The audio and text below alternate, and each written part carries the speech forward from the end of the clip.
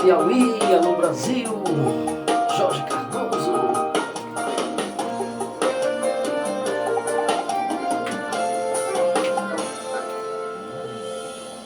Amor, não é segredo entre a gente que o meu término é recente e você tá arrumando que ela revirou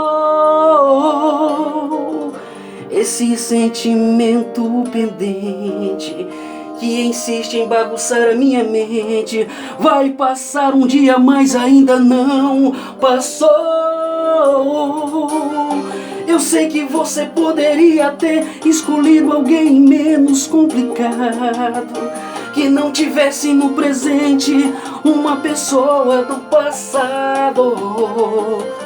Aceitar essa situação é uma forma de amor, mas eu preciso que você me faça só mais um favor.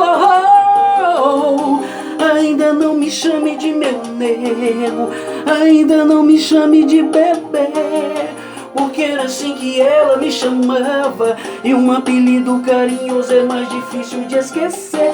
Ainda não me chame de meu nego, ainda não me chame de bebê, porque era assim que ela me chamava, e um apelido carinhoso é mais difícil de esquecer.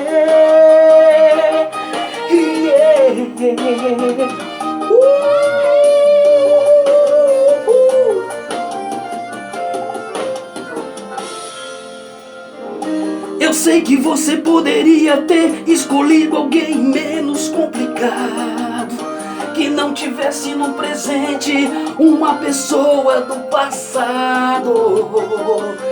Aceitar essa situação é uma forma de amor, mas eu preciso que você me faça só mais um favor. Ainda não me chame de meu nego, ainda não me chame de bebê, porque era assim que ela me chamava, e um apelido carinhoso é mais difícil de esquecer. Ainda não me chame de meu nego, ainda não me chame de bebê, porque era assim que ela me chamava, e um apelido carinhoso é mais difícil de esquecer. Ainda não me chame de meu nego, ainda não me chame de bebê, porque era assim que ela me chamava, e um apelido carinhoso é mais difícil de esquecer.